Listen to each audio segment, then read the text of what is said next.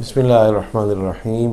ہم سب لوگ رزق کی آسانی، فراوانی اور غیب سے کچھ اسباب چاہتے ہیں کہ اللہ پاک ہمارے اسباب اور ذرائع کو اتنا مضبوط اور مستحکم فرما دے کہ جس کے بعد یہ جو معاشی پریشانی ہے، معاشی ضروریات کی تکمیل ہے، یا گھر کا ملنا، روزگار کا آسان ہونا، برکت اور ترقی کا ملنا، اور غیب سے اللہ نے کچھ سسٹم ایسے بنا دیے ہمارے کہ جس میں ہم پرسکون ہو جائیں کہ اب ہماری بقیہ زندگی اچھی گزرے گی، اور ہماری نہیں بلکہ ہمارے بچوں کی بھی مستقل طور پر آسانی سے گزرے گی۔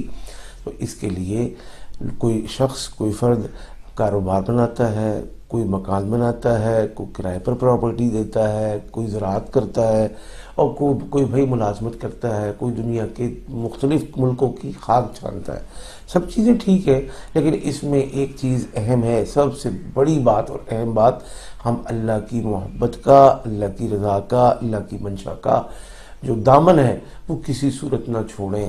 یقین رکھیں کہ یہ سب کچھ اللہ نے دینا ہے، اللہ سے ہونا ہے، اور اللہ نے دے کر بھی آزمانا ہے۔ ابھی نہیں دیا تو نہ دیے ہوئے کی آزمائش ہے، اور جب دے دیا پھر اب اس میں تم کس کا کیا حصہ رکھتے ہو، اس میں کس کو کتنا دیتے ہو۔ اللہ کی مخلوق ساری اللہ کا کنبہ ہے، اس پر کتنا خرچنے کا جذبہ ہے۔ اگر یہ ہیں چیزیں تو پھر سمجھ لو کہ تم امتحان میں کامیاب ہو، اور اگر یہ نہیں ہے اور یہ چیزیں دل میں گھر کر گئی ہیں تو اللہ کی ناراضگی ساتھ اترے گی، اور تباہی و بربادی کے ساتھ ساتھ انسان کے دل کا سکون غارت اور تباہ و برباد ہوگا، کیونکہ اللہ قرآن پاک میں فرما رہے ہیں وَاعْلَمُوا أَنَّمَا أَمْوَالُكُمْ وَأَوْلَادُكُمْ فِتْنَةٌ۔ یہ سب چیزیں آزمائش کی چیز ہیں، لہٰذا ان آزمائشوں سے بچتے ہوئے، اللہ کے اس امتحان میں اللہ سے دعا کرتے ہوئے سرخرو ہونا بھی ضروری ہے۔ اگر صرف یہ مقصد ہے دل میں کہ پیسہ ہوگا، آسائشیں اور راحتیں ہوں گی، اور اس کے بعد آسائش سے آگے ہم اپنی خواہشات کی تکمیل کی طرف جائیں گے، تو یہ چیز اور یہ سوچ غلط ہے۔ جبکہ رسول پاک صلی اللہ علیہ وسلم نے دعا فرمائی اللہم احینی مسکینہ وامتنی مسکینہ واحشرنی فی زمرۃ المساکین۔ یا اللہ مجھے جب تک زندہ رکھ اس دنیا میں مسکین رہوں، اور میرا حشر مسکینوں کے ساتھ ہو، میری موت مسکنت کی حالت میں ہو۔ تو جب رسول پاک صلی اللہ علیہ وسلم امام الانبیاء ہیں، ان کی یہ دعا ہے، تو بھائی ان کی دعا پر کم از کم اتنا تو ہم عمل کر لیں، اور ان کی آپ فکر پر اتنا تو عمل کر لیں کہ یا اللہ تو رزق روزی دے، عطا فرما، میں اس میں تیرا حق، تیرے بندوں کا حق، اور اپنے گھر والوں کا حق، اپنے ہمسایوں کا حق ادا کروں گا۔ جب یہ نیت نہ ہوئی تو پھر یہ سارا کا سارا شر ہے، سارا کا سارا وبال ہے۔ تو اب یہ غیب سے رزق روزی کا سامان کیسے ہو؟ اس کے لیے قرآن پاک کی ایک سورت صرف ایک دفعہ پڑھنے سے اللہ پاک یقین کے بقدر آپ کے لیے غیب کے دروازے کھول دے گا۔ اور وہ کیسے؟ وہ کون سی سورت؟ اس میں سورت ہے سورہ واقعہ۔ ایک دفعہ یہ سورہ واقعہ پڑھیں گے انشاءاللہ اللہ تعالیٰ ساری تنگی، ساری ترشی، ساری پریشانی اور سارا دکھ تکلیف معاش کے اعتبار سے ختم فرما دے گا، اور غیب سے ایسے رزق کے دروازے کھول دے گا کہ انشاءاللہ ان سے ہماری نسلیں بھی فیض یاب ہوں گی۔ یہ ایسے چشمے ہیں کہ جب تک شکر ادا کرتے رہیں گے یہ چشمے پھوٹتے رہیں گے، اور ان چشموں سے ہم اور ہماری نسلیں سراب ہوتی رہیں گی۔ صرف ایک شرط ہے کہ اس صورت کو پڑھنے کے بعد شکر کے جذبات ہوں، نہ شکری اور کفر کہ وہ جذبات کے نہیں سانو تے اے نہیں سی ملیا، یا اے نہیں ملا ہے ساڈے کول۔ تو یہ سوچ ہمارے ان تمام پھوٹتے ہوئے چشموں کو خشک کر دینے کے لیے کافی ہے۔ اللہ پاک ہم سب کو عمل کرنے کی اور شکر کرنے کی توفیق نصیب فرمائے، آمین۔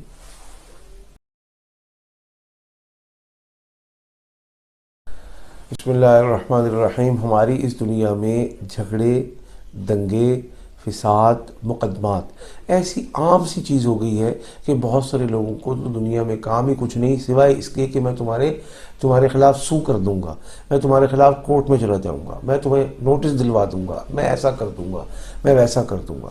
لوگ بیچارے اس بات سے کہ یہ ہمیں کورٹ کچہریوں میں گھسیٹے گا، کسی بھی درجے میں کسی بھی لیول پر کمپرومائز یا بلیک میل ہو کر اس کو کچھ دینے کے لیے تیار ہو جاتے ہیں۔ اور اس شخص کا عالم یہ ہوتا ہے کہ 2 4 دفعہ 5 دفعہ کے بعد حالات یہ بنتے ہیں کہ وہ شخص اتنا گنڈا، اتنا بدماش اور لیگلی بدماش بن جاتا ہے کہ وہ کہتا ہے کہ جس کو چاہوں گا ڈراؤں گا، جس کو چاہوں گا نوٹس دلواؤں گا، جس کو چاہوں گا مقدمے میں گھسیٹوں گا، اور وہ میری منمانی بات پر آ کر معاملے کو میری شرائط کے مطابق حل کرنے پر تیار ہو جائے گا۔ اچھا، یہ مسئلہ ہمارے اس بر صغیر میں بھی ہے، یہ مسئلہ امریکہ میں بھی ہے، اور یہ مسئلہ بھائی دنیا کے ہر خطے میں ہے۔ کوئی بھی سمجھدار آدمی کورٹ کچہریوں کا منہ نہیں دیکھنا چاہتا، کوئی بھی سمجھدار آدمی معاملات کو ٹیبل پر حل کرنے کی بجائے سڑکوں پر یا کورٹ کچہریوں میں حل کرنا نہیں چاہتا۔ اب کیا کریں کہ ایسے شیطان سے، ایسے سانپ سے، ایسے بچھو سے واسطہ پڑ گیا ہے، اور ہم روز کسی نئے مقدمے کا شکار ہوتے ہیں، اور روز کسی نئے مقدمے کے لیے وکیل کر کے کورٹ کچہری میں خود کھڑے ہوتے ہیں یا وکیل کو پابند کرتے ہیں۔ دونوں صورتوں میں ہمارا نقصان ہے۔ وکیل صرف جائے گا تو بھائی اس کو بھی فیس دینی ہے، خود جائیں گے تو اپنی ملازمت، اپنے کاروبار کا بھی نقصان کریں گے۔ یعنی آج کچھ آیا نہیں بلکہ گیا ہی گیا ہے، اور گیا کتنا ہے؟ جو روزانہ کے اخراجات تھے وہ تو ہیں ہی ہیں، آج دہاڑی توڑ کر ہم نے وہاں پر پیش ہو کر اس بات کو ثابت کیا ہے کہ ہم اس ڈھول کو اور گلے پڑے ڈھول کو بجانے کے لیے تیار ہیں۔ اب کیا ہو کہ اللہ پاک ہمیں ہر مقدمے میں فتح عطا فرمائے، ہمارے دشمنوں کو شکست ہو، اور یہ سانپ اور بچھو ہمیشہ کے لیے ہمارا پیچھا چھوڑ دے۔ اس کے لیے سورہ توبہ کی آخری 2 آیات، لَقَدْ جَاءَكُمْ رَسُولٌ مِّنْ أَنفُسِكُمْ عَزِيزٌ عَلَيْهِ مَا عَنِتُّمْ حَرِيصٌ عَلَيْكُمْ بِالْمُؤْمِنِينَ رَءُوفٌ رَحِيمٌ فَإِن تَوَلَّوْا فَقُلْ حَسْبِيَ اللَّهُ لَا إِلَٰهَ إِلَّا هُوَ عَلَيْهِ تَوَكَّلْتُ وَهُوَ رَبُّ الْعَرْشِ الْعَظِيمِ۔